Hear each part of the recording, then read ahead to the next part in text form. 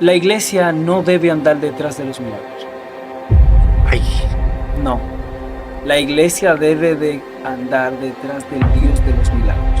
¿Por qué digo esto? Bueno, digo esto particularmente, por ejemplo, hablemos de las 10 plagas de Egipto. Esto es algo increíble, magnífico, extraordinario.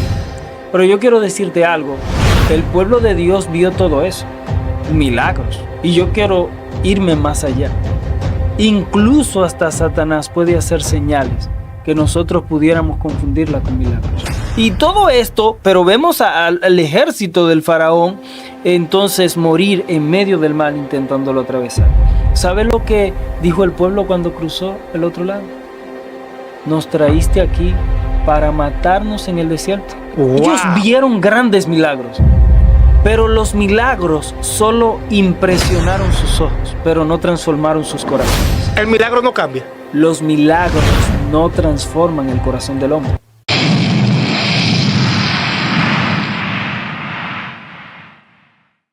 Bien, Dios bendiga sus vidas. Quien le habla el pastor Hanser Alburquerque. Es para mí más que un honor tener la oportunidad de estar en medio de este espacio y poder alcanzar otras vidas que de alguna manera puedan ser edificadas, puedan ser instruidas y puedan ser equipadas con la verdad de la palabra de Dios. Gracias al pastor Starling Amparo que tuvo a considerarnos para exponer este tema. Gracias, pastor Hansel. Hoy tenemos un tema muy poderoso. Sí, el poder reformador de la palabra de Dios. La palabra de Dios, en ese punto, el poder reformador de la palabra. ¿Por qué hablamos de reforma? Sí, pienso que si hay un tema en este tiempo que necesita resurgir nuevamente, es ese poder que tiene la palabra para reformar y transformar el corazón del hombre. Necesitamos volver a poner la palabra de Dios en alto en los púlpitos de las iglesias, en muchos lugares. Pienso que la palabra necesita volver a tener esa supremacía que tenía desde hace mucho tiempo. Indiscutiblemente hay otros factores que van involucrados, los milagros, por ejemplo. Nos gusta escuchar mucho sobre milagros. Por ejemplo, algo que nos para los pelos de punta, si pudiéramos así decirlo, es leer acerca de Dios abriendo el mar Rojo en dos. Eso es una escena increíble, pero la palabra tiene un poder también aún mayor. ¿Sabes que hablando acerca de eso, pastor? Yo he visto que, y eso ha acontecido en un tiempo donde el apóstol Pablo, que los judíos buscan señales y los griegos sabiduría, mas nosotros predicamos a Cristo. Y el apóstol Pablo hablaba, y porque no me avergüenzo el evangelio, porque es poder de Dios para todo aquel que cree. Ahora, el evangelio es buena nueva de salvación. Tú hablabas con respecto las señales, los milagros y todo, pero yo me he dado cuenta que hay un momento donde como que el pueblo se encasilla simplemente en el Espíritu Santo, pero el Espíritu Santo a su conveniencia. Me explico, hay un mover, hay una unción, hay una gloria, por el conocimiento de la palabra de Dios, porque la Biblia inclusive nos habla, dice, escudriñad las Escrituras porque en ellas os parece que está la vida eterna. Y hemos visto que muchas personas como que olvidan la fuente que es la palabra del Señor. Eso que tú planteas es muy importante y es el asunto de el equilibrio en esos dos temas. Y me explico. La iglesia no debe andar detrás de los milagros. Ay. No, la iglesia debe de andar detrás del Dios de los milagros. ¿Por qué digo esto? Bueno, digo esto particularmente, por ejemplo, hablemos de las 10 plagas de Egipto. Eso es algo increíble, magnífico, extraordinario. Pero yo quiero decirte algo, el pueblo de Dios vio todo eso, milagros. Y yo quiero irme más allá. Incluso hasta Satanás puede hacer señales que nosotros pudiéramos confundirla con milagros. ¿Cómo así? Sencillo. Moisés, por ejemplo, tiró una vara y se convirtió en una serpiente. Sí. Y los magos o brujos de Faraón hicieron exactamente lo mismo. Nosotros pudiéramos decir, bueno, pero la vara de Moisés se tragó la serpiente de ellos, o la serpiente de Moisés se tragó la serpiente de ellos. Eso es cierto, pero no invalida el hecho de que los magos, los brujos, hicieron el milagro. Entonces, pero voy un poco más allá. El pueblo de Israel vio 10 plagas, algo extraordinario y sobrenatural. El río Nilo, que era lo más sagrado que había en Egipto, convertirse en sangre, el sol, el dios del sol Raab, haberse oscurecido, apagado. Todo lo que vimos ahí fue algo extraordinario. Sin embargo, el pueblo de Israel vio todas esas obras portentosas, todos esos milagros. Vio incluso el Mar Rojo, un brazo de mar, dividirse en dos. Y se estima que cerca de 2 millones de personas cruzaron el mar en seco. Piensen la cantidad de horas o tiempo que se necesita un brazo de mar partido en dos para que esa cantidad de personas puedan caminar en seco en ese brazo de mar. La profundidad, la cantidad de agua, pero el oleaje de un extremo hacia otro que venía acumulándose, la altura que eso debía haber alcanzado. Y todo esto, pero vemos al ejército del faraón entonces morir en medio del mar intentándolo atravesar. ¿Sabe lo que dijo el pueblo cuando cruzó el otro lado? Nos traíste aquí para matarnos en el desierto. ¡Wow! ¿A dónde yo quiero llegar? Ellos vieron grandes milagros, pero los milagros solo impresionaron sus ojos, pero no transformaron sus corazones. El milagro no cambia. Los milagros no transforman el corazón del hombre. Voy un poco más allá. El pueblo de Israel vio una nube que le cubría de los rayos ultravioletas del sol durante el día. Eso evitaba que ellos murieran de un cáncer de piel. Pero durante la noche, una llama de fuego que les calentaba y no murieron de una neumonía pulmonar. Porque el desierto es extremadamente caluroso durante el día, pero es extremadamente frío durante la noche. Dios lo cuidó de todo esto, pero no solamente esto. Ver llover maná del cielo, que se piensa que era un tipo de pan suave que llovía del cielo.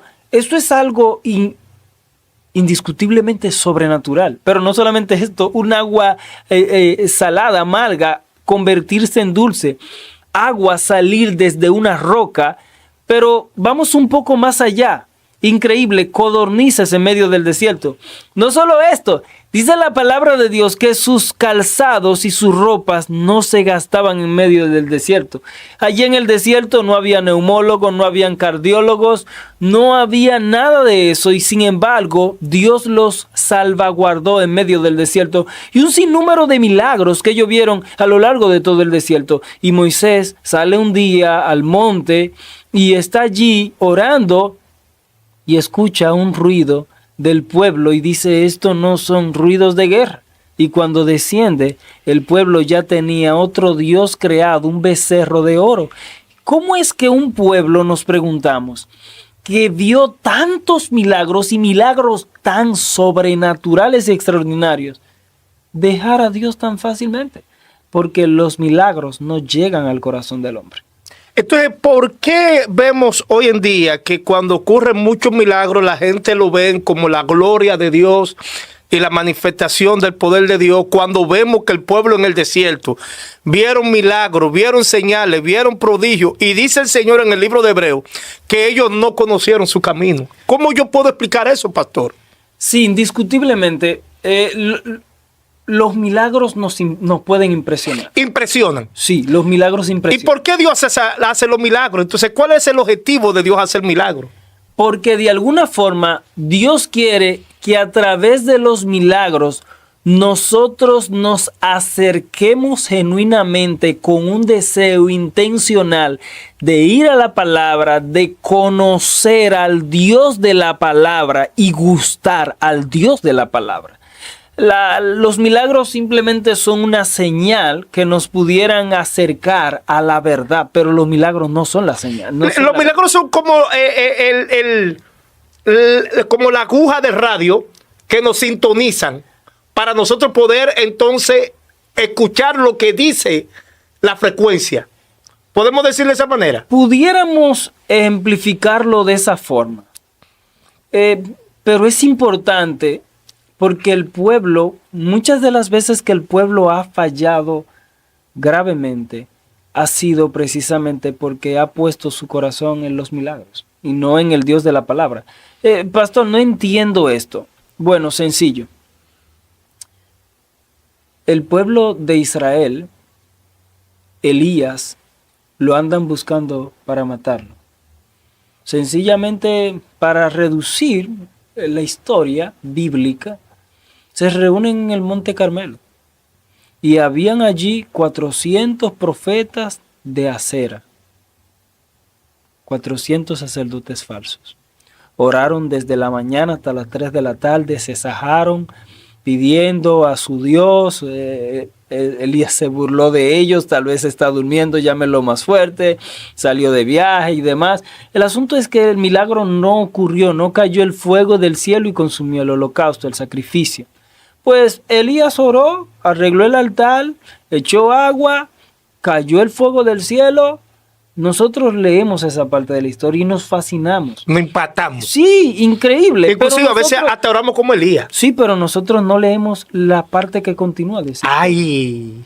La historia dice que el pueblo junto a Elías fueron a la orilla del río y degollaron a los 400 profetas, a los 400 sacerdotes. Tú dices, wow, extraordinario. No, sigue leyendo la historia.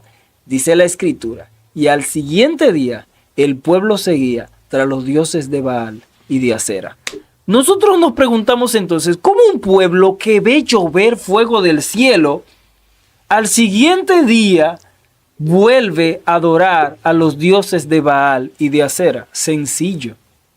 Solo la palabra, Hebreos 4:12, es como una espada de 2 filos que penetra hasta partir el alma.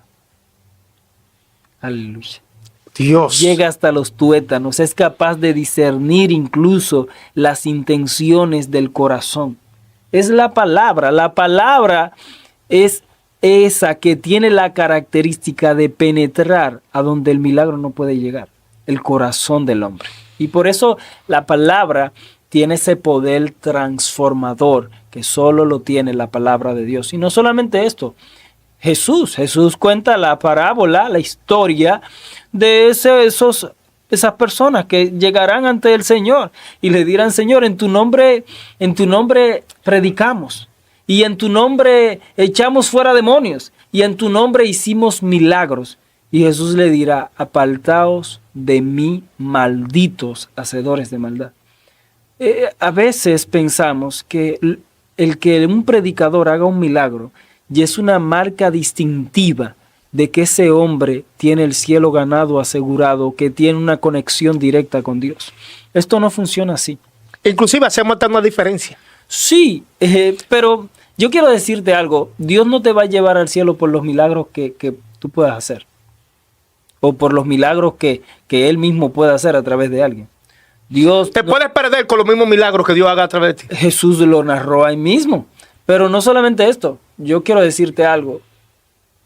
¿Cuál es la característica de las personas salvas? No es hacer milagros. Jesús le dijo, bien, buen siervo, fiel. En lo poco me fuiste fiel, en lo mucho te pondré la fidelidad. Vivir la palabra y vivir a la luz de la verdad de las Escrituras. Y por eso necesitamos traer nueva vez la palabra como la fuente primaria en la vida de la iglesia. Cuando la palabra deja de ser predicada y expuesta de manera fiel desde la iglesia o en cualquier otro lugar, pues entonces la iglesia pierde su poder y su autoridad. Pastor, de verdad que es muy tremendo lo que dijiste ahora, porque yo recuerdo que yo me convertí hace ya 29 años, pero me convertí porque se me predicó la palabra. Y luego, después que se me predicó la palabra, que yo oí, la palabra de Dios, como dice la palabra, ¿y cómo oirán y cómo creerán si no hay quien le predique? Yo que empecé a escudriñar la palabra, bueno, ok, Dios empezó a bendecirme con los dones y todas esas cuestiones, pero lo que me trajo a Dios fue la palabra, fue el Espíritu Santo a través de la palabra de Dios que me trajo. Pero hoy en día estamos viendo que las personas son más atraídas por las cosas que se ven. Lo que decías ahorita, en la parafernalia, si puedo decir, en este punto, donde ocurrieron milagros. Ven que Dios está ahí. Entonces nos estamos desviando del poder de la palabra de Dios, porque dijiste ahorita, el pueblo vio los milagros, el pueblo vio que Dios destruyó a los egipcios en el mar, pero aún así ellos seguían y diciéndole a Dios, ¿por qué nos traíste aquí? Sí. Entonces, ¿qué debe de hacer el pueblo o el pueblo de Dios? Porque hay un punto donde la Biblia dice que por su fruto lo conoceréis. Sí. Hay un desenfoque hoy en día en lo que se está viendo en cuanto a la palabra. Mira, te voy a poner un texto que es aún más claro. Lo que sucede es que nosotros pasamos muchas cosas por alto a veces cuando leemos el texto sagrado. Me explico. Lucas capítulo 16, la historia del rico y Lázaro. Conocemos la historia.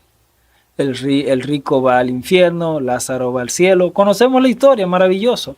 Pero hay una parte en esa historia, Lucas capítulo 16, texto 23 en adelante, y en la parte final, Éxodo 30, 31, leemos que el rico le dice, Padre Abraham, permite que Lázaro vuelva de entre los muertos y le avise a mis hermanos, a mis 5 hermanos, del mal que hay aquí. ¿Qué le responde Abraham? La mayoría de los cristianos ignoran qué le responde Abraham porque pasamos esto por alto. Abraham le responde, no, hijo. A Moisés y a los profetas tienen. ¿Qué significa Moisés y los profetas? La Biblia, porque era el contenido bíblico que había en esa época. A Moisés y a los profetas tienen. Si no creen a Moisés y a los profetas, no creerán aunque uno de entre vosotros se levante de entre los muertos. Escucha lo que Abraham, lo que el texto está diciendo.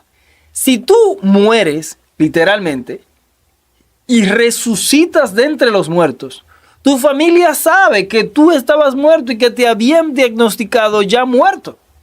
Y resucitaste de entre los muertos. Y si tú vienes de allá como muerto, dando un mensaje de salvación y de lo que tú pudiste haber visto allá, dice la Escritura que la gente no creerá. Y eso ha pasado. ¿Por qué digo esto? Bueno, yo conozco testimonios de personas que han muerto y Dios lo ha traído de entre los muertos. Y han traído un mensaje de salvación, han traído un mensaje que de alguna forma, y la gente no cree. Pero el texto sí dice algo. No van a creer aunque alguien se levante de entre los muertos. Tienen la palabra. Si no creen a la palabra, si no son cambiados, si no son transformados por la palabra, no será transformado aunque tú traigas un testimonio de entre los muertos. Entonces tengo un mensaje para todo pastor, ministro, evangelista. Si tienes un testimonio de una experiencia que hayas vivido, no quiero decir que no puedas contarla a otros. No quiero decir que no puedas compartirla con otros. Puede edificar a otros, puede ministrar a otros. Yo estoy consciente de eso, pero estoy consciente de algo que me dice la palabra. El testimonio de la palabra es el testimonio más poderoso. Es el testimonio que ha sido capaz de transformar miles y millones de vidas a lo largo de la historia. Y ningún testimonio es más poderoso que ese. Inclusive, pastor, mire, la palabra tiene un poder tan grande que el centurión reconoció el poder de la palabra. Es así. Cuando se acercó donde Jesús, porque su siervo estaba enfermo, Jesucristo dijo, yo iré y le sanaré. Dijo, no, yo soy un hombre que estoy en autoridad y bajo autoridad. Y a quien quiero que vaya, va, y a quien quiero que venga, viene. Di la palabra. Sí, hay un poder en la palabra de Dios. Jesucristo en un momento dijo que las señales seguirán a los que creen. ¿Cómo yo puedo explicar eso? Pero nota que primero creen. ¿Cómo así, pastor? Sencillo. Para creer, tú necesitas una palabra en la cual creer. Entonces, primero crees y después las señales. Tenemos un problema en nuestros días. La gente quiere primero las señales para luego creer y no funciona así. Pero no solamente esto. Wow. Nosotros como iglesia debemos entender que tenemos la palabra más poderosa y segura de este mundo. Y es la palabra de Dios. Y hay que volver a eso. Incluso, pastor, a lo largo de la historia, las grandes reformas que se han hecho a lo largo de la historia, se han hecho porque se ha levantado un hombre o una mujer que ha puesto la palabra de Dios en alto. Y me explico en esto. Nehemías capítulo 8, por ejemplo. El pueblo a una sola voz, como un solo hombre, dice la Biblia, le pidió a Esdras, el sacerdote Esdras y Nehemías, tráiganos el libro. ¿Qué era esto? El libro de la ley, el Pentateuco. Tráiganos el libro. Querían que le trajeran el libro. Dice la Biblia, el pueblo como un solo hombre. Pero no solamente esto, dice que se reunieron al siguiente día en la plaza de la ciudad. ¿Por qué la plaza de la ciudad? Bueno, porque la plaza de la ciudad era el espacio más grande abierto que había en ese tiempo. Era como una especie de mercado, pero grande, abierto, donde se hacían muchas negociaciones y donde se reunía la mayor cantidad de gente. Pero el texto continúa diciendo que se reunieron allí desde las 6 de la mañana hasta las 12 del mediodía. Cuando nosotros calculamos ese espacio de tiempo son 6 horas. Bien. Dice el texto, continúa diciendo, que allí estaban reunidos todo el que podía entender. ¿Cómo todo el que podía entender? Podemos pensar en niños hasta de 8 años, 7 años, tal vez 6 años, que podían entender lo que se estaba hablando. Niños de 12 años, 14 años, pero también adultos, pero ancianos, todos estaban allí. Ahora bien, allí no estaban ellos en medio de un espacio con aire acondicionado, bien techado o con abanico. No, era un espacio abierto. Y ellos todos estaban allí. Pero no solamente esto, hablaron la palabra desde las 6 de la mañana hasta las 12 del mediodía. Y dice la Escritura, en 3 ocasiones distintas, y el pueblo estaba atento. No solo esto, predicaron la palabra, hablaron la palabra, explicaron la palabra, de manera que el pueblo puede entender el sentido del texto. Eso dice, está hablando de una palabra que es expuesta, que es leída, que es predicada, que es explicada, que es desmenuzada. Y luego entonces dice el texto que terminaron la predicación y entonces el pueblo estaba llorando amargamente por cómo la palabra había impactado sus vidas. Pero no solamente esto, sino que el pueblo no quería irse a sus casas. Y Esdras, el gobernador, Nehemías, el gobernador, le dice al pueblo, váyanse a sus casas. Y la gente no quería irse a sus casas. La gente quería seguir escuchando la palabra de Dios. Y eso fue un real avivamiento, porque aquí estamos viendo un pueblo que amaba la palabra, que quería la palabra, que deseaba la palabra. Y muchas veces decimos, bueno, no hay avivamiento porque no se ha levantado un hombre que provoque un avivamiento. Bueno, pudiéramos decir que eso es cierto, eso es 50% de la respuesta. Pero el otro 50% de la respuesta es que no tenemos un avivamiento porque no hay un pueblo que ame y que quiere y que desee la palabra. Hoy día tú predicas 20 minutos y ya las personas están deseosas que el sermón pueda terminar. No porque yo me estoy dando cuenta, inclusive, ya le han puesto hasta límite al sermón. Sí, sí. Porque han usado los términos científicos. Que el cerebro solamente capta un 15% de lo que tú dices, que después de ahí, eso todo el tiempo es repetido. Pero yo veo a Pablo que duró desde la noche hasta el amanecer poniendo la palabra y la gente tenía como ese deseo. ¿Qué pasa cuando...? Porque también yo veía que Jesucristo enseñaba y ellos estaban como ese deseo y se extendían para seguir enseñando. Sí. ¿Qué pasa con esto que ya llega un sermón que, bueno, inclusive me voy a tomar el atrevimiento de decirle esto, pastor? Un predicador me dijo a mí, mira, no canse tanto al pueblo. Digo, ¿cómo así? Sí, no predique tan largo. Agarra y da tu mensaje de 10 o 15 minutos y ministrale a la gente, porque a la gente le gusta que le ministren. Es decir, yo me estoy dando cuenta que los pastores están haciendo lo que a la gente le gusta y no lo que Dios está mandando. Entonces, volviendo a ese punto, pastor, entonces, ¿qué está pasando hoy en día que hemos dejado la palabra de Dios por la manifestación? Porque dijiste ahorita que ellos creían primero y luego venían las señales y la manifestación. Le estamos dando más prioridad a las señales. Entiendo que Dios está conmigo porque hay señales, porque la gente dice que el Espíritu Santo no mora en vasos sucios y que Dios me está usando y que yo estoy bien. Eso me cataloga a mí como un hombre de Dios, el hecho de que Dios me use. Yo pienso que lo que ha estado sucediendo es que muchos predicadores han querido agradar a los hombres antes que a Dios. El apóstol Pablo dijo en Gálatas capítulo 1, texto 10, ¿agradaré yo a los hombres antes que a Dios? Y si agradare a los hombres, entonces no agradaría a Dios. ¿Qué es lo que Pablo nos está tratando de decir?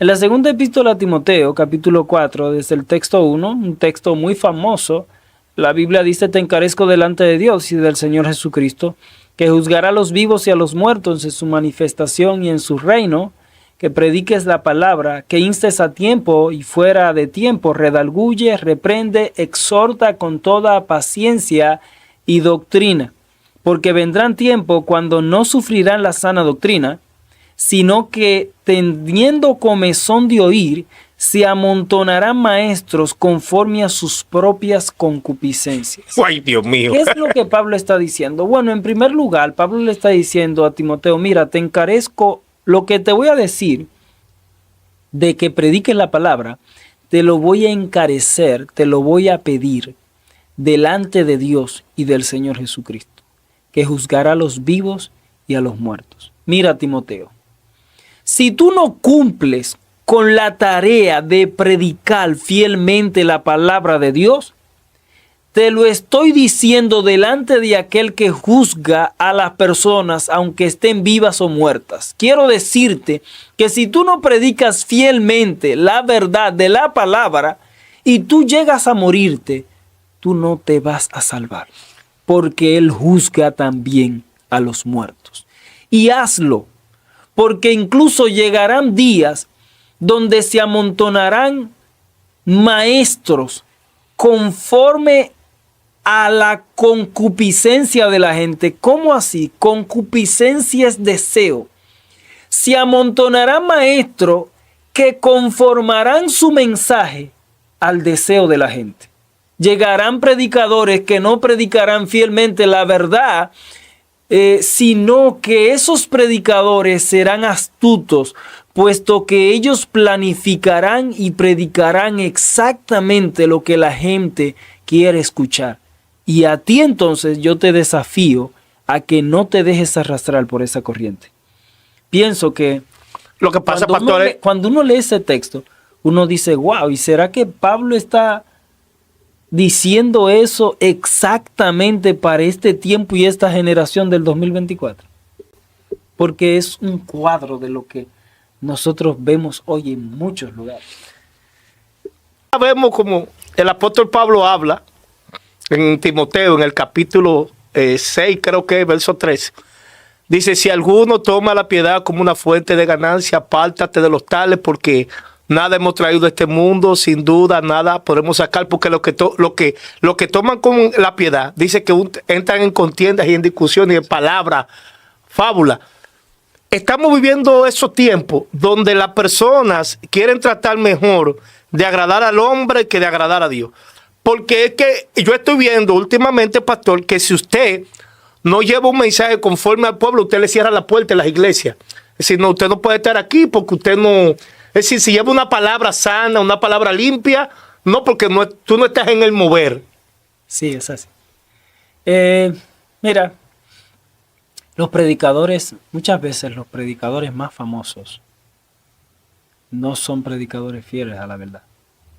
Ahora bien, esos predicadores que mueven una masa de gente tan grande y que son tan amados por la gente, tú dices, ¿por qué existen? Existen porque hay un pueblo que les sirve de combustible a ellos para ellos seguir haciendo lo que hacen y propagando el error. ¿A qué me refiero? Imagina que esos falsos predicadores nadie los siguiera y todas esas personas salieran de esos templos y dijeran: no, yo quiero un lugar donde me lean el texto, me expliquen el texto y me hablen la palabra con fidelidad. Eso es lo que yo quiero. Y se basa en esos lugares. Los falsos predicadores no van a existir. ¿Pero por qué existen los falsos predicadores? Existen los falsos predicadores porque hay un pueblo que desea los falsos predicadores. Entonces esos predicadores, a veces de la prosperidad, los únicos que prosperan son ellos. Sí, porque le quitan la lana, la leche y la carne a la oveja.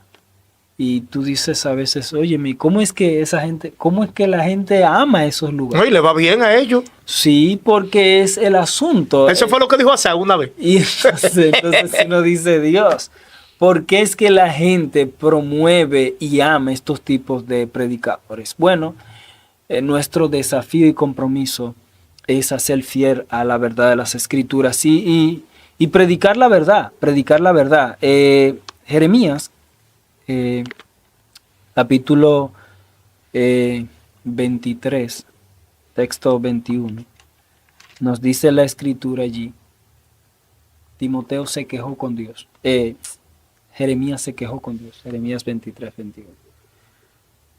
Porque el único que tenía un mensaje diferente era Jeremías. Y nadie se convirtió con Jeremías. Nadie. Jeremías duró 50 años y no se ganó un alma. No se ganó uno. Y todos los demás eran falsos profetas, falsos predicadores. Y el rey amaba a esos falsos predicadores. Y no solo el rey, el pueblo también los amaba y los seguía. Todo el pueblo seguía a esos falsos predicadores. Y Jeremías, ya en el capítulo 23, le dice a Dios: Dios, yo soy el falso predicador. Porque, ¿cómo es que nadie me sigue? Yo digo el mensaje que digo, nadie me sigue, y todo el pueblo lo sigue a ellos. Entonces Jeremías dijo: yo tengo que ser el falso profeta yo. Y Dios le dijo a Jeremías: Jeremías, ¿acaso hay escondrillos donde alguien pueda ocultarse que yo no lo veo? ¿Acaso hay un lugar donde alguien pueda llegar que yo no los vea a ellos? ¿Acaso no soy yo un Dios que veo desde muy lejos? Jeremías, yo estoy lejos, pero ¿tú crees que yo no lo veo todo? Y luego entonces continúa diciendo: el que tenga su sueño, que hable su sueño. Y el que tenga mi palabra, que predique mi palabra verdadera. Hoy día, por ejemplo, cuando llegas a un púlpito y tú empiezas el sermón diciendo: yo tuve un sueño, ya tú tienes el 50% del público ganado. Ay, o Dios me dijo. O Dios me dijo. ¿A qué te refieres? Bueno, Dios puede hablar a través de sueño, claro, Dios puede hablar a través de sueño. El yo decir que no, eso es yo contradecir la Escritura. Dios le habló a José a través de sueño, le habló a Faraón a través de sueño, y le habló nuevamente a José, el esposo de María, a través de sueño. Dios en la Biblia ha hablado a través de sueño. Pero yo te voy a hacer una pregunta a ti. Las personas a las que Dios le habló a través de sueño eran personas maduras. Dios le habló a algún sacerdote a través de sueño. Dios le habló a través de sueño a algún profeta. Sí, no, a ningún profeta. Le hablaba a través de visiones o revelaciones, pero no a través de sueño. José, Dios le habló a través de sueño cuando era un muchacho inmaduro. De hecho, se estima que tenía menos de 16 años cuando tenía los sueños. Pero yo quiero decirte algo, era un inmaduro, porque incluso le contaba el sueño a su padre, diciéndole que en ese sueño el padre se postraba delante de él y aún todos sus hermanos que eran mayor que él. Eso es un acto de inmadurez realmente, y eso fue lo que produjo el resentimiento en sus hermanos. Entonces, pero no solamente esto, cuando José llega a la casa de Potifar, que llega a la cárcel, que él madura, jamás volvemos a escuchar de un sueño que tuvo José. Hay un paréntesis porque lo que tú has dicho me impactó ahora. Te lo voy a explicar por qué. Yo soñaba mucho, pero cuando yo me adentré a la palabra, cuando yo vi el alimento sólido, Mira que siento la presencia de Dios. Cuando yo conocí el poder de la palabra, yo dejé de soñar. Sí, eso es así. Y ya como que no tenía sueño frecuente. Yo decía, Señor, pues ya tú no me hablas por sueño. No, era que ya mi fuente era la palabra de Dios, en el cual yo vi que yo no necesitaba un sueño para yo oír la voz de Dios. Claro. Sino que la misma palabra que era la fuente de vida, la cual Dios me había introducido en mí, yo empecé a recibir una paz que no la recibía. Sí. Porque la misma palabra me dio una paz, me dio una seguridad, me dio una certeza, porque yo me adentré. Entonces, ahí es cuando dice la palabra que el alimento sólido es para los que han alcanzado madurez, para los que con el uso tienen el los sentido. sentidos ejercitados. ¡Wow, Pero no pastor! solamente esto, mira, José nunca más volvió a soñar. No. Pero soñaba el faraón, otro inmaduro, impío, no conocía la palabra. Dios tenía que hablarle a través de sueños, no le iba a hablar a través de la palabra. Pero no solamente esto, pudiéramos decir, bueno, no estaba la palabra como tal, perfecto. Vamos allá. Vamos a Nabucodonosor, el próximo soñador. Dios le reveló a través de sueños. ¿Por qué? Dios se le iba a revelar a través de la Torah, de la ley. Porque no la conocía. No conocía la palabra. Entonces Dios tenía que hablarle a través de sueños. Sin embargo, ¿quién interpreta el sueño del faraón? Daniel. Que conocía la Torah. Perfecto. Pero, ¿en qué parte de la Biblia tú lees que Daniel tuvo un sueño? No. Daniel interpretaba sueños, pero la Biblia nunca nos da a conocer que tuvo un sueño. Y luego entonces nosotros nos encontramos con gente que la inmadurez en la Biblia, y todo el que tuvo sueño en la Escritura, y lo puedes leer, puedes buscar en la Biblia, todo el que tuvo sueño en la Escritura era un inmaduro, era un no cristiano o era una persona no creyente en la palabra, que no estudiaba la palabra, que desconocía la palabra o en parte la desconocía, o era una persona que estaba en una etapa de inmadurez, aunque luego maduró. Esa es la realidad. Y entonces, pastor, vamos a aclarar este punto porque tú algo fuerte. Entonces, Dios no puede hablar a través del sueño actualmente. Claro, Dios puede hablar a través de sueños. Incluso Dios sigue hablando a través de sueños. Y le habla a los inmaduros a través de sueños, fundamentalmente. Pero ya cuando tú eres maduro, que ya tiene una solidez, que tiene una certeza. Tú tienes la palabra. Y Ya eso es lo que entendí. sucede. Pero no solamente esto, yo quiero ir un poco más allá. Pastor, no me está gustando el programa porque Dios me habla a través de sueños. Es que tú eres una hija de Dios, tú eres un hijo de Dios. Pero es que entonces usted me está diciendo inmadura o inmaduro. No te sientas mal por eso. Esto debe de llevarte a ti a conocer más y más y a profundizar más Adentrarte en la palabra.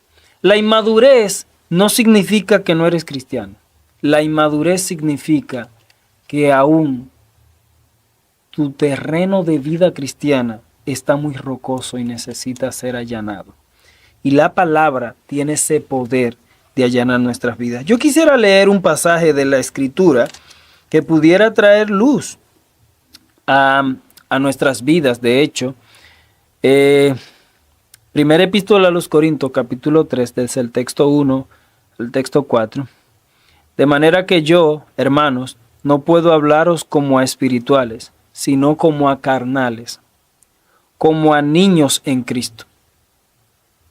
Os di a beber leche y no vianda, porque aún no erais capaces, ni sois capaces todavía, porque aún sois carnales. Pues habiendo entre vosotros celos, contiendas y disensiones, ¿no sois carnales y andáis como carnales? ¿Qué es lo que Pablo está diciendo? Pablo le está hablando a una iglesia cristiana. Y a esa iglesia cristiana y a esos hermanos cristianos les está diciendo, ustedes son cristianos, pero ustedes son carnales. O sea, un cristiano puede ser carnal y ser cristiano. Es lo que está diciendo el texto. Aquí es lo que yo veo en el texto. No, o sea, si tú dices carnal, te dicen hijo del diablo. Yo soy un hombre. Ahora bien, yo quiero decirte algo. Escucha lo que Pablo le está diciendo. La característica del carnal es que bebe leche y no come plátano. No come víveres. ¿Qué significa esto? es un cristiano que se ha pasado su vida en Juan 3:16, que no está mal aprenderse ese versículo, Filipenses 4:13, Génesis 1:1 y Salmo 23, y no pasa de ahí. No profundiza en la palabra, no estudia la palabra, no conoce la palabra, no se adentra a la verdad con profundidad, no se compromete con un estudio serio de la palabra, y entonces se pasa la vida bebiendo leche. Entonces Pablo dice, yo no puedo hablarles a ustedes como espirituales, porque es que ustedes, de hecho, yo no le puedo dar víveres a ustedes. Yo no le puedo dar yuca, no le puedo dar plátano, no le puedo dar nada de eso, porque es que ustedes no tienen ese sentido ejercitado espiritual para yo profundizarle en ese sentido. Sin embargo, Pablo dice que a causa de eso, precisamente de no poder él mismo alimentarlo con un alimento sólido, eso lo ha llevado a ser carnales. Y hay disensiones, hay discusiones, hay discordia, y él menciona una lista de cosas que cuando tú la ves, tú dices, wow, pero es verdad. Esas iglesias que viven en conflicto, esa iglesia que siempre hay un chimoteo, esas iglesias que siempre hay una murmuración, esa iglesia que siempre hay un lío y una división. ¿Y qué es lo que sucede? Cuando tú evalúas esas iglesias, son iglesias donde lo que se da es leche y no vianda. Mira esto. Hebreos, capítulo 5, texto 11, en adelante dice: acerca de esto tenemos mucho que decir y difícil de explicar, por cuanto os habéis hecho tardos para oír. Porque debiendo ser ya maestros, pues de tanto tiempo tenéis necesidad de que se os vuelva a enseñar cuáles son los primeros rudimentos de la palabra de Dios. Y habiendo llegado a ser tales que tenéis necesidad de leche y no de alimento sólido. El escritor de la epístola a los Hebreos está diciendo, es una vergüenza que lo que se les enseñó, que fue el fundamento, la zapata, hace ya años atrás, han pasado años y yo tenga que volverle a enseñar la misma cosa porque no puedo seguirle profundizando en la verdad de las escrituras. Son niños que lo que necesitan es leche. Pero no solamente esto. Luego continúa. Y todo aquel que participa de la leche es inexperto en la palabra de justicia, porque es un niño. ¿Qué es lo que el escritor está diciendo? Ese cristiano que desconoce los temas profundos de la palabra, ese cristiano que no dedica horas y tiempos serios al estudio real de la palabra de Dios, a profundizar, a conocer con profundidad los temas bíblicos, es un inmaduro, es un niño, es un carnal. Eso no quita que no sea hijo de Dios, pero es inmaduro. Es cristiano, pero estas características son deprimentes para alguien. Pero no solamente esto. Dice que el alimento sólido es para los que han alcanzado madurez, para los que por el uso tienen los sentidos ejercitados en el discernimiento del bien y del mal. El maduro es una persona que conoce a profundidad la palabra, que la palabra ha entrado tan profundo a su vida que ha de alguna manera cortado, ha extirpado tanto de su corazón, tantas cosas de su corazón, que vive en una vida de testimonio y de integridad delante de Dios. Pastor, ¿la palabra y solo la palabra? Bueno, indiscutiblemente la palabra es un vehículo que el Espíritu Santo utiliza para llegar al corazón del hombre. Y quiero explicarme con esto. Necesitamos la palabra, necesitamos el Espíritu. Y esto lo digo porque muchas veces cuando tú traes sermones como estos, de la importancia y la necesidad de la palabra para reformar la vida y el corazón del hombre, inmediatamente surge un grupo de personas diciendo, pero se necesita el Espíritu, sin el Espíritu nada vale, y gente muy llena de palabra y vacía del Espíritu. No, yo no estoy diciendo que hay que vaciarse del Espíritu, porque no hay que vaciarse del Espíritu para llenarse de la palabra. No. ¿Por qué? Porque es el Espíritu Espíritu quien utiliza la palabra para llevarla al corazón del hombre. Me explico en ese sentido. Hechos capítulo 2, texto 14 en adelante. Y de hecho, desde el texto 1 pudiéramos leerlo. Llega el derramamiento del Espíritu Santo, hablan en otros idiomas. Ahí habían personas de diferentes naciones, pueblos y ciudades que hablaban en diferentes lenguas. Y todos podían entenderle a ellos hablar en sus lenguas. Pero no solamente esto, vino un viento como un viento recio, llamas como de fuego que se asentaron en las cabezas de cada uno de los que estaban allí. Y no solamente esto, pudieron hablar en otras lenguas. Eso es un evento extraordinario. Pero después que pasa todo esto y ellos los escuchan hablar en sus propios idiomas, la palabra, dice el texto que se burlaron de ellos. ¿Cómo así? Se burlaron de ellos. Están borrachos, están ebrios, esto y aquello. Se burlaron de ellos. Pero entonces vemos a Pedro que sale y le dice: varones que estáis aquí, oíd mis palabras. A este Jesús, el que ustedes crucificaron, Dios le ha hecho Señor y Rey. Pedro empezó a predicar la palabra de Dios. Y cuando empezó a predicar la palabra de Dios, el texto 31 en adelante nos dice que ellos, compungidos de corazón, le dijeron: ¿qué haremos? O sea, lo que transformó el corazón de esa gente fue la palabra. No fue el verlos a ellos hablar en lengua, ni siquiera fueron las llamas como de fuego sobre la cabeza de ellos, ni siquiera que pudieron escucharlo en otros idiomas. Lo que transformó el corazón de esa gente fue un hombre que se puso de pie lleno del Espíritu Santo y proclamó con fidelidad la palabra de Dios. No solamente esto, Pedro fue tan fiel a la predicación de la palabra que citó a Joel, citó a David, y en realidad citó más de 10 textos de la Escritura ahí, en esa predicación que él tuvo. Predicó acerca de el nacimiento y el ministerio de Jesús. Predicó acerca de la crucifixión y resurrección de Jesús. Y predicó acerca de la ascensión y el regreso glorioso de Jesús. Pastor, yo le voy a decir esto. Mire, de verdad que la palabra me ha impactado. Porque este estudio de hoy, que esto es un estudio, porque una vez yo estaba orando, le decía: Señor, úsame, pero yo quería que él me hiciera el milagro. Como que algo que todo el mundo pide, como para mostrar el poder de Dios.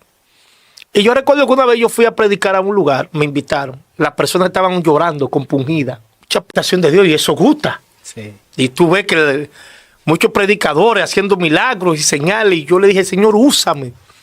En que la gente se levante, los muertos y todas esas cuestiones, como que quería como sentir ese impacto. Y yo estaba predicando en un lugar donde la gente empezaron a compungirse, la gente empezaron a llorar y muchas personas vinieron a los pies de Cristo. Y ahí yo me di cuenta que Dios me estaba usando. Ahí no aconteció un milagro, yo no hice señales ni nada, pero la gente vinieron compungida por la palabra. Entonces, a veces Dios te da el poder de la palabra, te da la autoridad de la palabra, porque si vemos lo que dice la palabra, que habían 10 leprosos, y estos 10 leprosos vinieron donde el Señor, le dijeron: Señor, maestro, ten misericordia de nosotros. Y el Señor le dijo: vaya y muéstrase donde el sacerdote. Dice que yendo de camino fueron sanos. Sí. Y solamente uno se le volvió a dar gracia. Es decir, la sanidad no trajo un arrepentimiento hacia ellos. Entonces, a veces nosotros nos enfocamos tanto: Señor, úsame para que la gente sea sana. Pero hay una parálisis en su alma que necesitan ser levantados. No solo esto. Mira, Agustín de Hipona en una ocasión estaba dándole unas clases a sus alumnos. Y cuando entra al salón de clase, le dice a los alumnos: hoy estaremos hablando de los milagros pequeños de Jesús y de los milagros grandes de Jesús.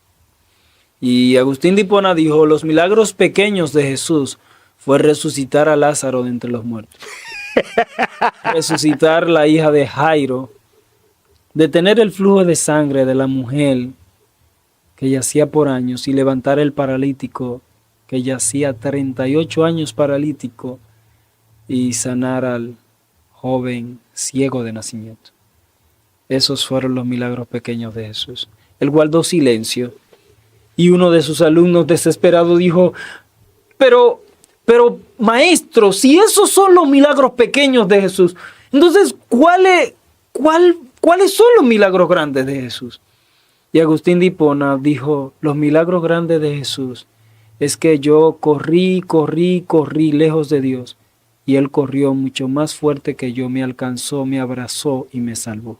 Esos son los milagros grandes de Jesús. Me explico. Jesús no vino al mundo a resucitar a Lázaro de entre los muertos. Porque al final del camino Lázaro volvió a morir. Jesús no vino a darle la vista al niño, al joven que había nacido ciego. Jesús no vino a eso al mundo. Jesús vino al mundo a morir en la cruz del Calvario para lograr el milagro más grande, que es la transformación del corazón del hombre y la salvación del alma. Eso fue lo que Jesús vino a hacer. Ese fue el gran milagro que Jesús vino al mundo a perseguir. Y la iglesia debe de entender esto. Tu misión en este mundo no es levantar a alguien de una silla de ruedas, porque alguien puede levantarse de una silla de ruedas y seguir terminando en el infierno. El más grande milagro que alguien puede experimentar en esta vida y hasta la eternidad es que su corazón sea transformado a través del Espíritu por el poder de la palabra.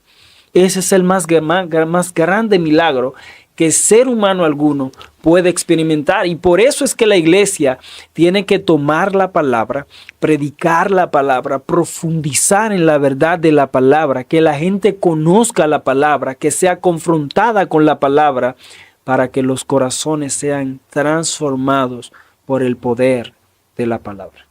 Lo que pasa es que también, pastor, si nos volvemos muy en la palabra, nos dicen que somos fríos. Sí. Sin embargo, escucha esto. Alguien en la Escritura, en el Nuevo Testamento, además de nuestro Señor Jesucristo, operó en una dimensión espiritual más fuerte que la del apóstol Pablo. Nadie. Sin embargo, el 70% de la teología del Nuevo Testamento la escribió Pablo. El fundamento, lo que creemos hoy, nuestras convicciones, ese hombre dejó a la iglesia el 70%. Las enseñanzas, las doctrinas, el 70%, Pablo.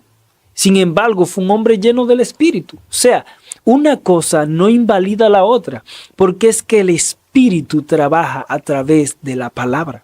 Entonces, yo pienso que no tienes que vaciarte del Espíritu para llenarte de la palabra. Pienso que debes de llenarte de la palabra, aunque estés lleno del Espíritu, porque el Espíritu es receptivo a la palabra. Es importante esto. Es importante que comprendamos esto, no solamente esto. Cuando lees la palabra te lleva al Espíritu, porque la palabra te indica que el Espíritu Santo es el agente regenerador. Cuando lees la palabra, lees que el Espíritu Santo es quien revela a Cristo. Cuando lees la palabra no solamente te lleva a reconocer que el Espíritu es la arra que Dios ha dado a la iglesia. La palabra de Dios te lleva también a la oración, porque no vas a conocer la oración sino a través de la palabra, porque la palabra es el manual que nos indica cómo debemos orar. Entonces, no podemos perder de vista esto. Necesitamos ser una iglesia llena del Espíritu, pero también una iglesia llena de la palabra. Un cristiano llena del Espíritu, pero vacía de la palabra, es como un árbol sin frutos. ¡Wow! No tiene sentido. No tiene sentido. Un árbol sin fruto, pues sencillamente la gente lo que quiere es cortarlo. Me está molestando aquí en el patio, en el jardín, me está molestando, no está dando nada, está tirando hojas y yo no tengo nada. Entonces eso es un árbol sin fruto. Pero un creyente con el Espíritu y sin la palabra es como un árbol sin raíces. No tiene vida. ¿Cómo que no tiene vida? No, Jesús lo dijo, que en la palabra está la vida eterna. Entonces, pienso que necesitamos las dos cosas. Necesitamos el Espíritu que nos da los frutos y necesitamos la palabra que nos da las raíces para solidificarnos, para mantenernos vivos y para mantenernos firmes frente a las adversidades de la vida. Pastor, muchas gracias, de verdad que tremenda enseñanza. Para mí un honor y quiero agradecer a este ministerio que pues nos consideró para poder exponer este tema, esperando que sea de bendición para la vida de cada uno de los que nos escuchan. Leeré sus comentarios a las personas que nos escuchen o nos vean a través de este canal de YouTube. Bien, yo quiero que bendecirlo a cada uno de ustedes y que se suscriban. Gracias al pastor Hansel. El pastor Hansel estará ahí viendo su comentario. Comenten si quieren que hagamos otra segunda parte de esto, del poder de la palabra. Dios te bendiga y shalom.